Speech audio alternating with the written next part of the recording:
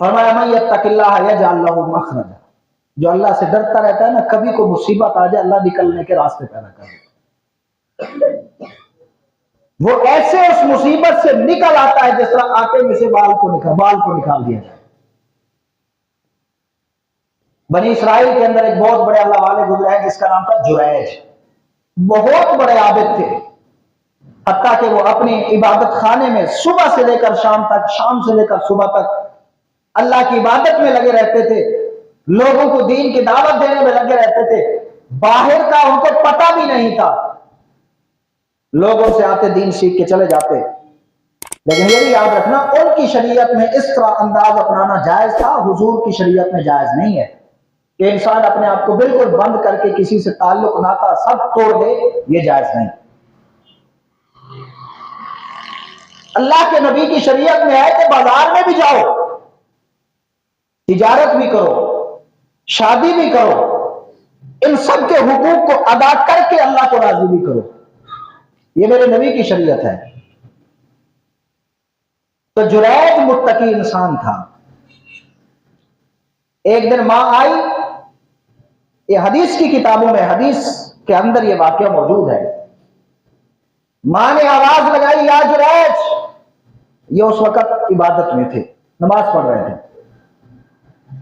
अब दिल में ख्याल आया कि मैं नमाज को तोड़ दूं तो अल्लाह नाराज हो जाएगा, अगर ना तोड़ूं तो फिर मां नाराज हो जाएगी, करूं तो क्या करूं। बस इसी कश्मकश में लगे रहे, नमाज को मुकम्मल किया, मां को जवाब न दिया। कुछ दिनों के बाद या उन्हीं दिनों के अंदर मां दोबारा आई, उसने आवाज ली तो फिर इत्तेफाक से ये नमाज में थे। तीसरी बार आई, फिर भी नमाज में थे। मां नाराज हो गई। उन्हें क्या पता था कि अंदर बेटा क्या कर रहा है। वो समझी कि शायद ये जानबूझ के मुझे जवाब नहीं दे रहा, तो मां ने बद्दुआ दे दी। मां कहने लगी कि ऐ अल्लाह, ये जो बड़ा आबिद बन रहा है ना, इसे किसी फितने में मुब्तला कर दे।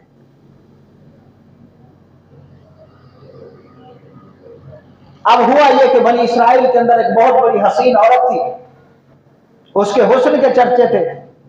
एक मजलिस में लोगों ने कहा कि तू बड़ी अपने आप को हसीन कहती है, तेरा हुस्न का दाव सब पे चल सकता है, जुरैज पे नहीं चल सकता, वो तुझे देखेगा भी नहीं। उसने कहा ये तो मेरे हुस्न की तौहीन है कि अगर कोई मेरे हुस्न के जाल में ना आए तो मैं जुरैज को अपने हुस्न में फंसा के रहूंगी। शर्त लग गई, ये चली जुरैज के पास, बड़ी कोशिश की, लेकिन वो अल्लाह का वली था, आंख में हया था, दिल में अल्लाह का खौफ था, उसने इसकी कोई बात भी ना मानी। ये बाहर आई, एक चरवाहे के साथ गलत कार्य की, उससे इसको बच्चा पैदा हो गया। जिस वक्त बच्चा पैदा होने लगा तो चौक के अंदर आके लोगों को कहने लगी, जिनसे शर्त लगाई थी कि आओ, तुम कहते थे कि जुरैज बड़ा मुत्तकी है, ये देखो ये उसी का बच्चा है।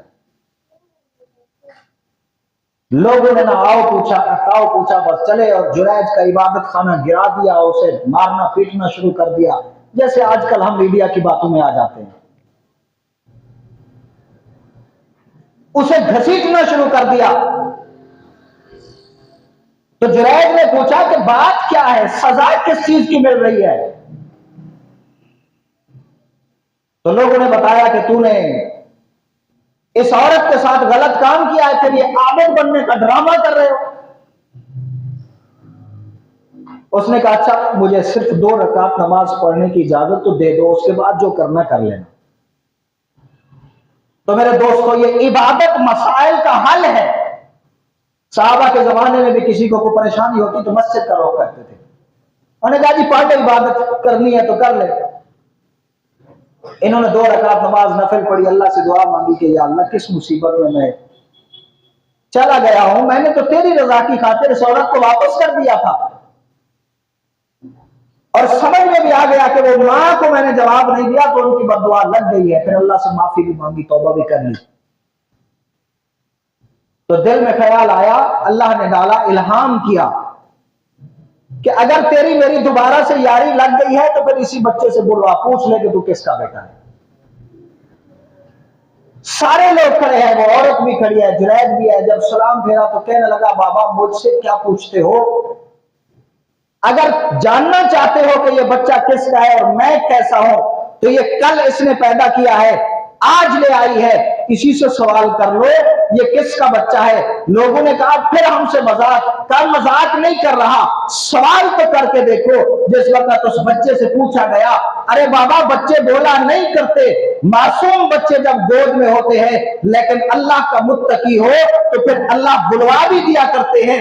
जैसे यूसुफ के लिए बुलवाया था, जैसे मरियम के लिए ईसा को बुलवाया था, और आज जब जुरैज पे बन आई है, अल्लाह का मुत्तकी इंसान है, यार है, दोस्त है। जब कहा कि इस बच्चे से पूछो, लोगों ने सवाल किया तो छोटा बच्चा मां की गोद में बोलने लग गया कि मैं इसका बेटा नहीं, मैं फला चरवाहे का बेटा। मैं यत्तकिल्लाह यजअल लहू मखरजा, फरमाया जो तकवा इख्तियार करते हैं अल्लाह उसको मुसीबतों से निकाल देते हैं।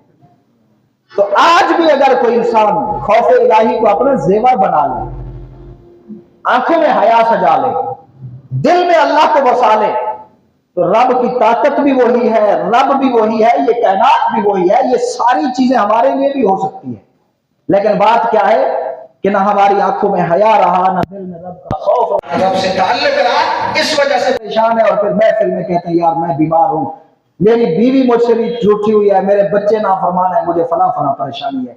किसी भी परेशानी में मुब्तला है, नुस्खा एक है, किसी पीर के पास ना जाए। वो नुस्खा यही है कि अपने रब को राजी करें। परवरदिगार आलम से दुआ है कि अल्लाह मुझे आपको अमल करने की तौफीक अता फरमाए। हज़रात सुन्नतें पढ़ लें।